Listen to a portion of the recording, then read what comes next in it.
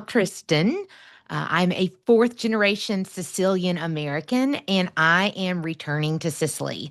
It might not be right away, but we're definitely in the process. So I've started this sort of video blog to help any of those other Sicilian Americans want to get a better idea on what it would look like to move back to Italy, what kind of things would need to be done, and how to even do the research on your own family. So let me tell you a little bit about my story. So, how did I get interested in this? So, my father is an only child, which is very rare, you can imagine, in a lot of Sicilian families. And his father died when he was only 13, and my grandmother passed away when I was only 3. And somewhere along in the process, a lot of our Italian background was lost. My father moved from Kansas City, where the majority of his family, cousins, aunts, uncles all lived, to Alabama, where he met my mother. And we pretty much lost all of our Italian background. So for my 40th birthday, I decided to do a cruise around the Mediterranean. And in the process, I knew that we were going to be stopping in Sicily. So I decided I would start researching and finding out where exactly in Sicily my family was from so that I could have the opportunity to visit that place. And I found out that our family is from a place called Bisaquino. And you'll learn a lot more about Bisaquino before this is all over. But we went to Bisaquino, visited, saw our family records, and I can't explain to you how tied I felt to the town. Like I immediately felt like I was home in a very interesting way.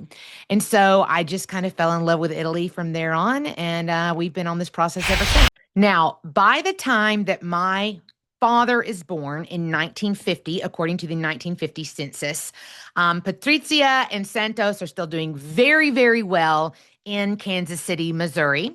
He is now a watchman at a liquor store, making around $2,300 a year, which is mind blowing. But the amazing thing is that they have all of these records of their house that they lived in. And I can show you here on the screen this precious, well kept, beautiful home that they were so, so house proud of. So if you're like me, you probably have no idea where to begin with this whole researching your family process. And honestly, it was really difficult because, as I said before, a lot of my dad's family's gone. We don't have anything other than names, occasional birth dates.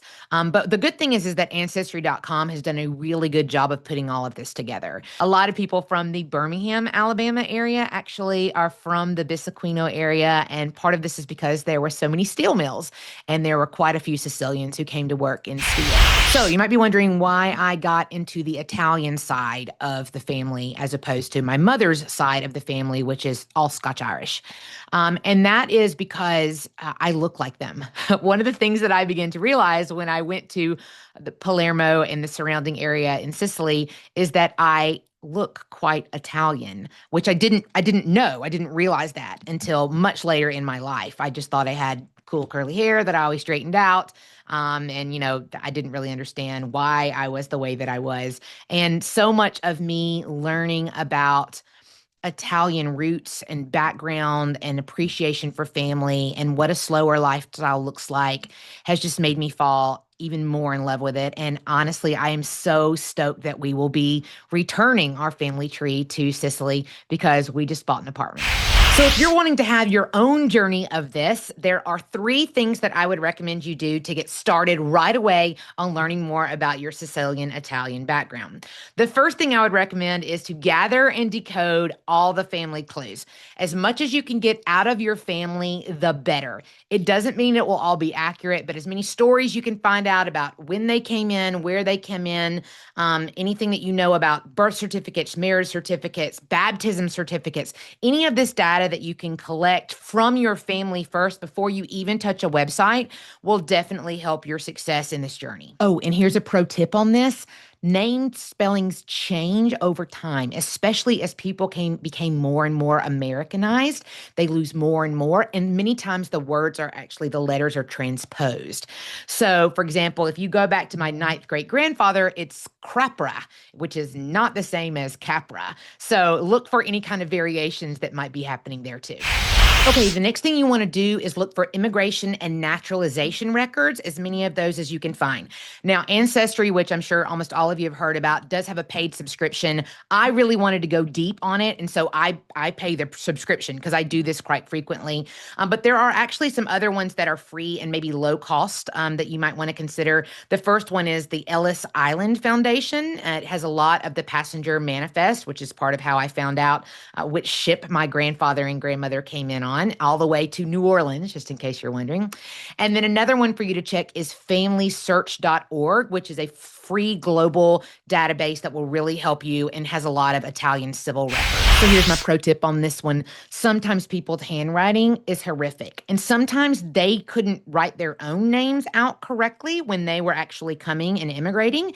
And so many times you're sort of at the mercy of however the immigration officer wrote it down. So if you can also kind of try to look and see the grandmother and grandfather, the aunt, the uncle, the son, the daughter, if you can kind of compare names, very often that'll help you put people together in a much better way. And another thing you can do, especially if you have any native Italian speakers still in your family, is you can actually do some of the Italian and Sicilian archives to find birth and marriage records.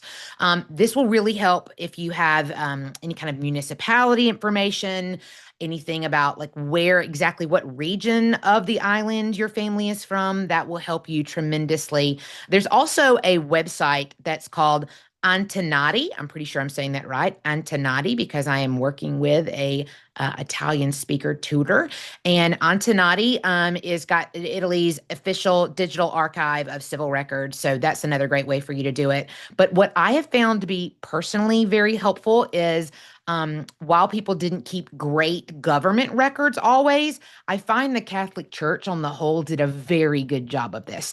So if you're having a hard time finding your grandmother, your great grandmothers, your grandfathers, whoever it is, if you're having a hard time finding their naturalization or their World War II card, for example, if you're having a hard time finding any of that information online, have somebody check. There's lots of people that are out there who can check. Have somebody check for any kind of baptism records. Baptism records will really help you a lot because, again, a lot of the Catholic churches kept very, very good records. So there's been quite a few family members that I've been able to find simply going through baptism because there was no record of them whatsoever in the United States. Even my grandmother didn't have a great record. So here's my pro tip on this one. It is very common, even small towns have the local church. And so, again, very often you can find a lot of the records that you couldn't necessarily find in the civil records, you can find in the church records. So don't miss out on that. If you can find the town, if you can find the name of the church, you can find someone who is the records keeper for that, then you have a very good shot of being able to find some baptismal records. So don't give up. If you just can't find your birth certificates at this point in time, it doesn't mean there's not great records of your family. So I'm excited to be going on this journey with you. I think it's really fun. I think many of you are going to fall in love with your Sicilian background and heritage, and I hope that you find what I give to you on these videos is useful. If you want to learn more from me, definitely subscribe below, and we will continue to get those messages when I put out a new video. We're going to spend a lot of time talking and me showing you the new apartment that I just bought in Sicily, how I went about that process, how I found property, how I worked with a notary. All of those things I'm going to try to talk you through, not only just researching your own background, but also being able to think about things like dual citizenship. Where would you live? Why would you want to live there? For me, the main reason why I want to move to Sicily is not only do I think the lifestyle is fantastic, but I realized at some point that there was a very good chance that I wasn't going to be able to afford to retire in America. That as things got more and more expensive, there was a good shot I was never going to be able to financially be able to retire. And I want to be able to enjoy my old age and enjoy my life. And so I'm excited to be a part of Sicily and learn more and share that information with you. So have a great rest of your day, and I'll see you again soon.